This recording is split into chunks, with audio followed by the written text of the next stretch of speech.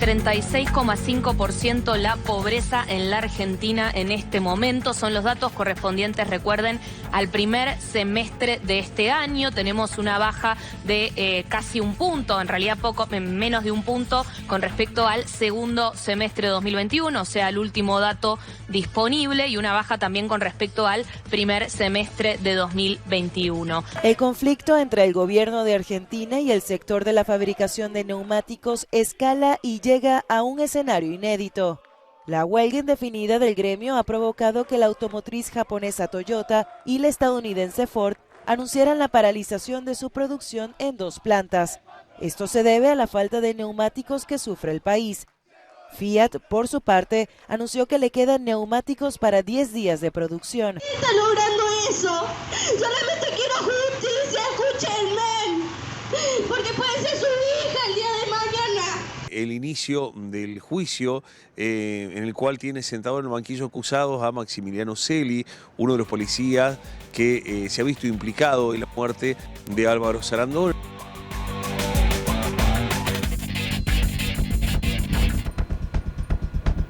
¿Cómo les va? Muy buenas noches. Aquí seguimos en la pantalla del 10 con muchísima información. Vamos a arrancar esta redacción abierta dando cuenta de los recientes datos arrojados por el Instituto Nacional de Estadísticas y Censos que develan un problema verdaderamente estructural en la Argentina, como es la pobreza. Saludo a mis compañeros, Hernán, Santiago. Hernán desde Río Cuarto, Santiago desde Villa Carlos Paz. Y lo vamos a invitar a Guido Barbizán, director de la ONG Techo, sede Córdoba. Gracias por venir, para que juntos hablemos sobre este problema, ¿no? Que no es de este gobierno, no es del anterior, es una situación estructural. Ha bajado un poquito la pobreza, no obstante el número es verdaderamente preocupante. ¿Cuál es tu primera mirada, ¿no?, ante esta situación donde muchísimas personas, millones, más de un tercio, no pueden resolver sus necesidades esenciales, ¿no? Sí, nuestra mirada es que son números alarmantes, como recién decías, y más yendo a lo local, ¿no? A Córdoba hay más de 280 asentamientos en Córdoba, barrios informales, y más de 160 recién en la capital federal. Entonces, creo que a partir de ahí tenemos que partir con los datos para empezar a trabajar. Y creo que donde tiene que arrancar ese trabajo es en articulación, ¿no? Estado, organizaciones sociales, ciudadanía, para poder solucionar al menos algunas problemáticas que se viven en los barrios populares. ¿Y qué es lo que detectan ustedes? Por sobre todo la falta de empleo, que bueno, es algo que es bastante recurrente, lamentablemente. Estamos haciendo un estudio y tratando de ver cuál es la diferencia, dónde está la diferencia entre gente que necesita, familias que necesitan una vivienda nueva y familias que necesitan un mejoramiento de vivienda. Pues es un dato muy importante también, que nos lo da el censo normalmente. Estamos trabajando con datos viejos todavía. Entonces nosotros estamos tratando de trabajar eso y trabajar sobre todo en el hábitat, ¿no? En la vivienda y el hábitat, para poder mejorar de alguna forma junto a los vecinos y las vecinas todo lo que corresponde a sus barrios. Y qué difícil es acceder a la vivienda propia. Es complejo, es complejo para los que somos de clase media también, imagínense que lo complejo y lo difícil que es para las personas que viven en los barrios populares. Yo te quería preguntar, porque ustedes trabajan sobre todo con sectores más vulnerables, ha habido grandes anuncios de programas de vivienda, de intentos de reactivación del crédito, lo que en su momento fue Procrear, más pensando para la clase media, y también programas de infraestructura en los barrios más periféricos, más vulnerables. ¿Llega esto? ¿Ustedes que están en territorio lo ven? ¿Está bien coordinado? ¿O la pobreza, digamos, implica que por más esfuerzos que se hagan, la solución no está en vías de llegar? No, sí, vemos que hay varios planes en los barrios donde nos vamos acercando, sobre todo por ahí en los aledaños, ¿no? En las partes que rodean los barrios populares. Lo que pasa es que tenemos que partir de la base que a veces para esas personas es difícil acceder, ¿no? Pero desde algo tan básico que cuesta justificar un domicilio.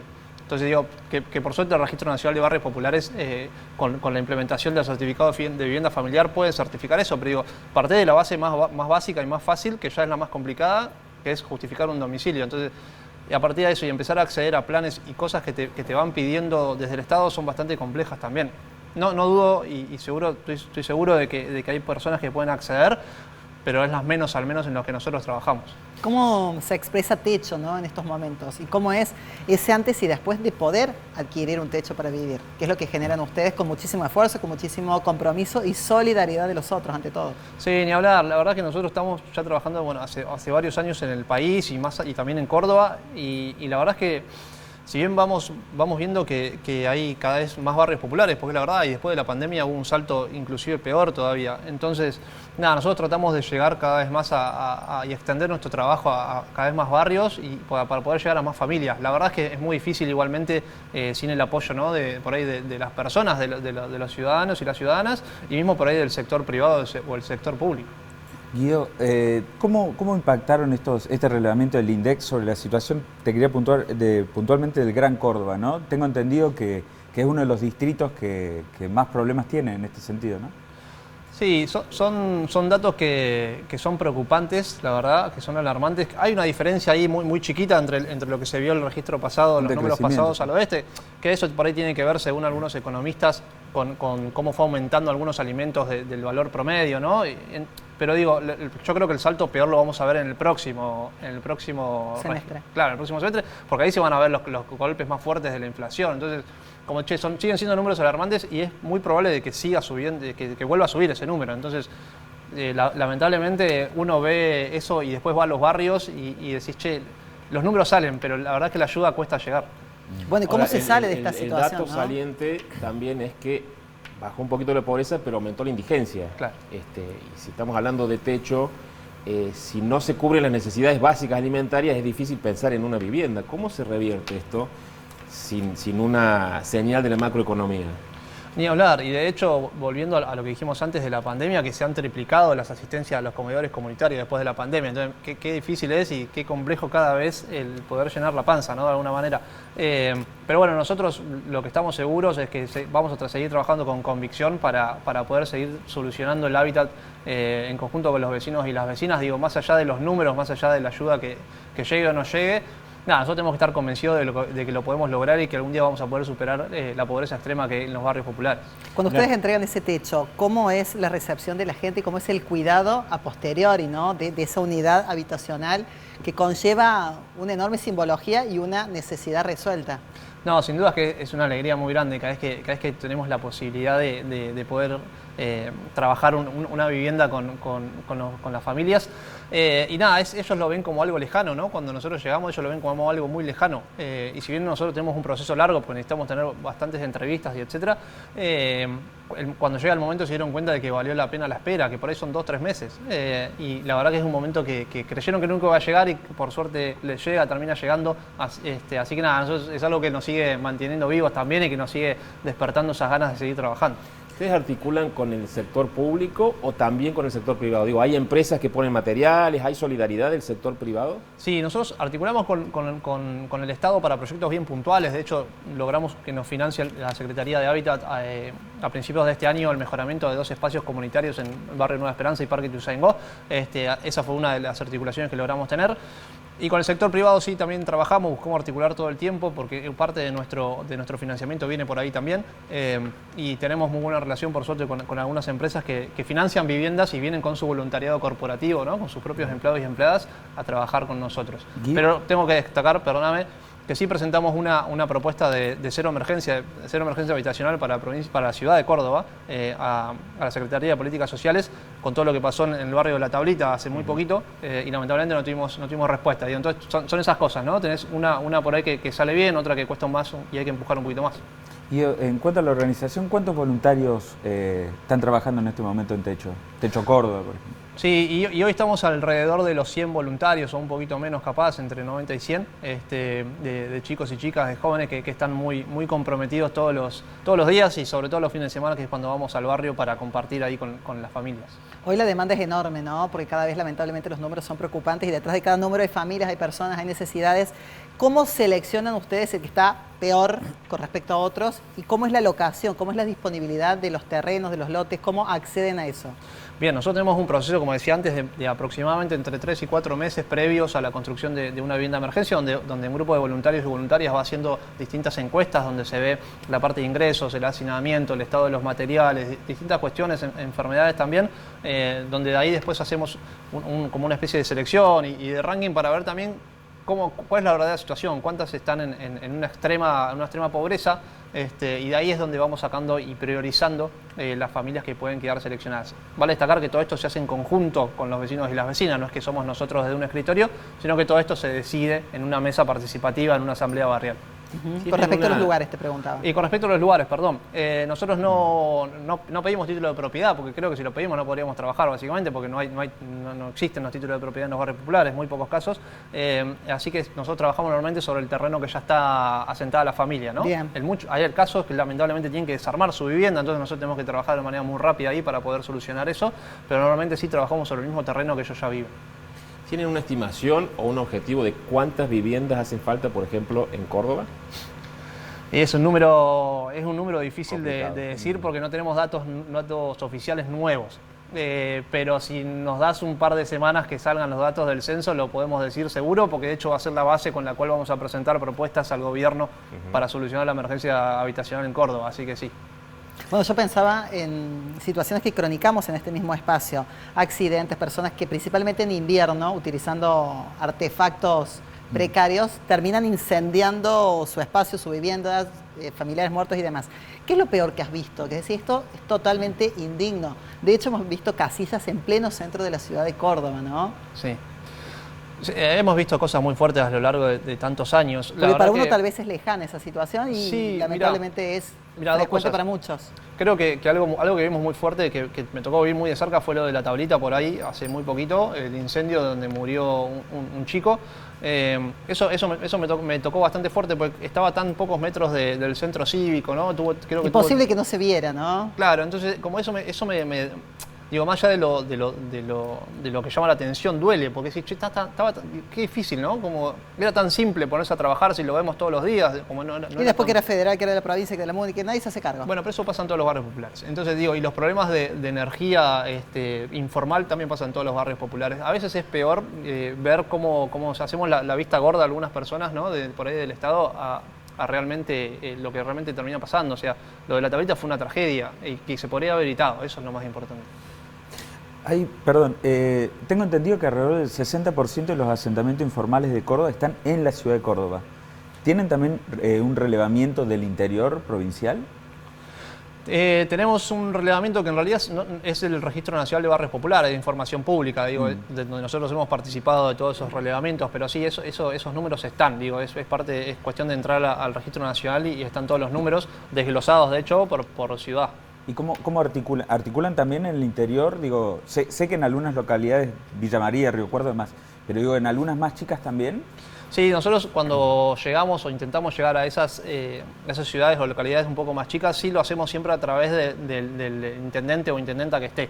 No lo hacemos nosotros por nuestra parte porque es un poco más complicado llegar y nuestra base o por ahí nuestro centro más de trabajo está acá en Córdoba Capital. Entonces, pero sí, siempre que tengamos las puertas abiertas y nos reciban, nosotros estamos siempre dispuestos a trabajar, obviamente. Guido, hoy también se lo traslado a mis compañeros, hay miradas antagónicas con respecto al rol de los referentes sociales. Para algunos son administradores de la pobreza, para otros son fundamentales para contener todo lo que ocurre en los sectores populares. ¿Cuál es la mirada de Techo? Porque ustedes tienen también un rol social, son referentes, ayudas, están en el territorio. ¿Crees que es positivo el trabajo que hacen? ¿Crees que se administra erróneamente esa pobreza que es beneficiosa, por ejemplo, en periodos electorales? Nosotros trabajamos con referentes sociales, que en su gran mayoría, por no decir en su totalidad, son mujeres. Referentes de un comedor comunitario, referentes de alguna escuela, etcétera. Para nosotros los referentes sociales sí o sí tenemos que charlar y hablar con ellos porque ellos viven el problema, por lo tanto conocen la solución. Nosotros no lo conocemos, nosotros vamos en los fines de semana cada tanto a charlar y nosotros necesitamos que ellos nos digan realmente cuáles son las soluciones a los problemas y por eso armamos mesas participativas donde se pueden armar planes de acción concretos para sacar y ver cómo trabajamos esos problemas. Pero los referentes sociales para nosotros es nuestro motor, como también nosotros trabajamos a la par con ellos. Después, obviamente, por ahí quizás tenés, ¿no?, gente que tira más por un partido político, lo normal, digo, como también cada persona. Pero bueno, nosotros estamos convencidos de que el trabajo es por ahí, sí o sí articulando y trabajando codo a codo con el vecino y la vecina, si no, es muy difícil.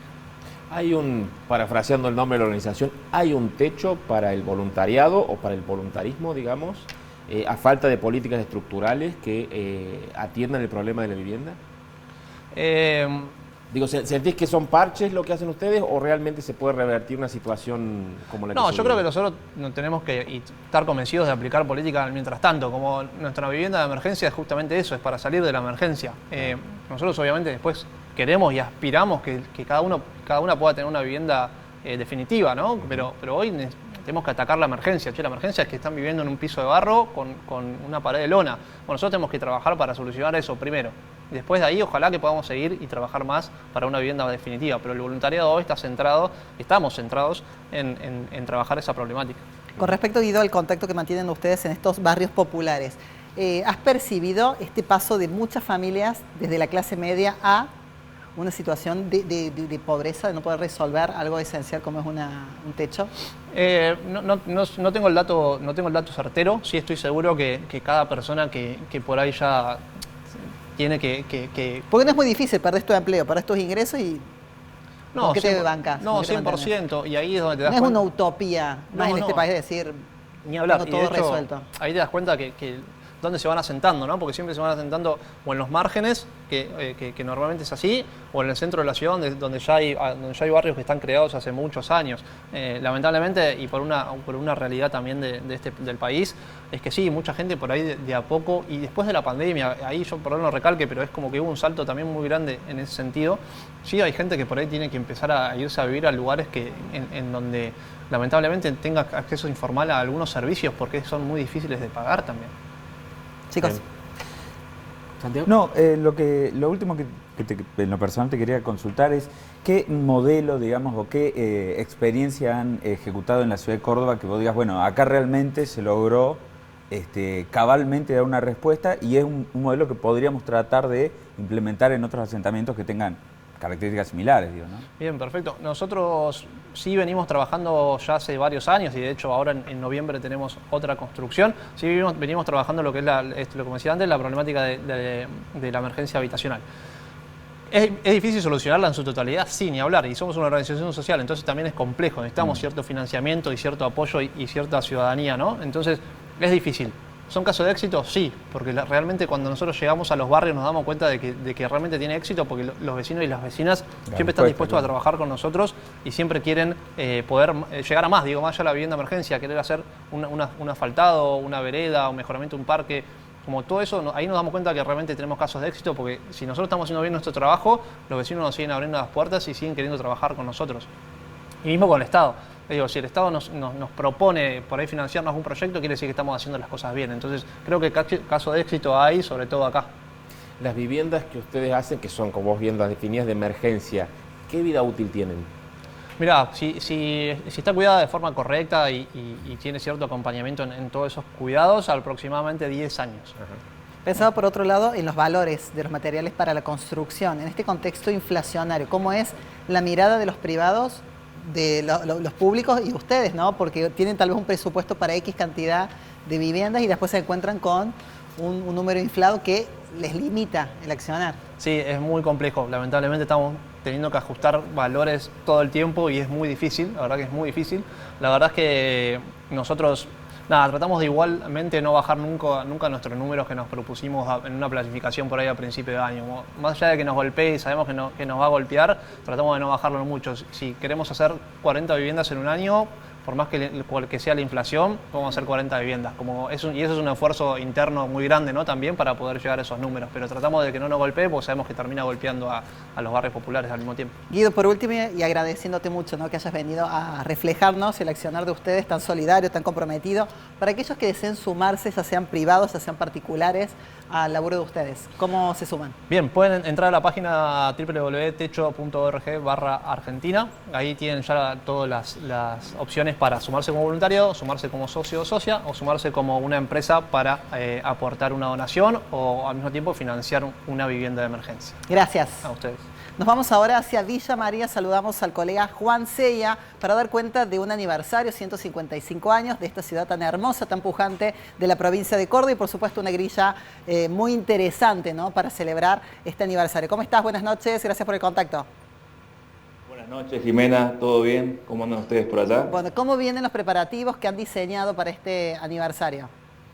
Bueno, en realidad el aniversario ha sido el día martes, así que la semana pasada comenzaron tanto las actividades como los anuncios para más adelante. El día viernes pasado se inauguró el nuevo centro comunitario de inclusión integral con la presencia de Santiago Cafiero, que ha venido especialmente para esa ocasión. Allí es un espacio nuevo, era un gabín recuperado del ferrocarril que ha pasado a manos municipales, con la cual se ha podido hacer un centro comunitario para ese sector de la ciudad, con diferentes dependencias, como un punto digital, una subsede de la Medioteca Mariano Moreno, también otras opciones más como un auditorio para los vecinos y un punto, y como decíamos recién, un municerca para realizar trámites vecinales. Eso fue el día viernes 23 y el día lunes se reinauguró la Plaza Centenario, una plaza histórica que está en el centro neurálgico de la ciudad, con diferentes actividades. Esta plaza hacía bastante tiempo que estaba sin uso por parte de los vecinos, porque justamente estaba desarrollándose su reacondicionamiento. Es una plaza que data del año 1880, luego tuvo varias modificaciones y en el 1930 tuvo la intervención de un arquitecto famoso a nivel nacional que fue Francisco Salamone, es recordado en los años 30 y 40 en la provincia de Buenos Aires con obras arquitectónicas faraónicas, y en Villa María hizo justamente esta Plaza Centenario como se conoce actualmente. Ahora se hizo un recondicionamiento total de la plaza con un desarrollo de las baldosas especialmente para esta ocasión, y también la incorporación de mobiliarios, iluminaria, etcétera, lo cual también trajo una polémica porque tanto tardó el desarrollo del municipio en recondicionar la plaza, como también la inversión onerosa que tuvo que desembolsar para realizar este recondicionamiento. Por parte de la oposición hubo bastante críticas y también algunos vecinos que, bueno, se manifestaron al respecto durante el día lunes. El día martes, como vemos ahora en imágenes en pantalla, fue el acto central a la mañana, porque el 27 de septiembre es el aniversario de la ciudad, cumplió 155 años la ciudad de Villa María, con actos como vemos en este momento, con ballet folclórico tradicional. También hubo la presencia de un grupo llamado Salamone Music, que justamente es la nieta de Francisco Salamone, que forma parte de este grupo y que participó de los actos centrales. Y a la noche de ese día martes 27, en la Costanera, otro centro importante de la ciudad de Villa María, para quien la conoce, se han desarrollado actividades culturales y artísticas, tanto a la tarde para niños y luego para todo público, con actividades y artistas invitados tanto locales como a nivel nacional, y el cierre especial de Destino San Javier, que marcó justamente la culminación de los actos centrales del aniversario de Villa María.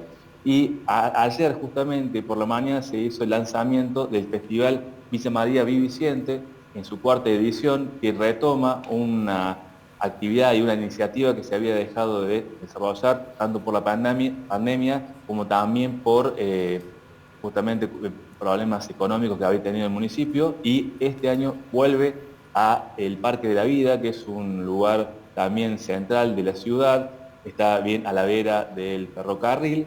Allí se van a realizar más de 500 actividades gratuitas con muestras, presentaciones, artistas invitados como Petico Carabajal, Zoe Gotuso, entre otros, y también el desarrollo de talleres, de charlas, como también va a estar Leo Poncio, el futbolista recientemente se ha hecho la despedida en el Monumental, va a participar dentro del Festival Viviciente, pero en vísperas del Mundial de Qatar. Esto, como decíamos, va a ser diferentes días, del 3 de octubre, el lunes que viene, hasta el lunes 10 de octubre, en Villa María, con muchas actividades totalmente gratuitas. Perfecto, Juan, súper amplio, súper descriptivo todo el panorama. Feliz cumple a la ciudad de Villa María, lo han celebrado con todo. Te agradezco por este contacto, buenas noches. Igualmente, nos vemos, Jimena, suerte. Bueno, y luego de este panorama con respecto a la ciudad de Villa María, que acaba de celebrar su aniversario número 155, nos vamos al corte, y tras él, en esta redacción abierta, nos vamos a posicionar en la ciudad de Villa Carlos Paz, un intento de abuso contra una mujer por parte de su tío, y además otro caso que vincula a la policía de Córdoba, un caso de gatillo fácil y su sentencia. Ya venimos.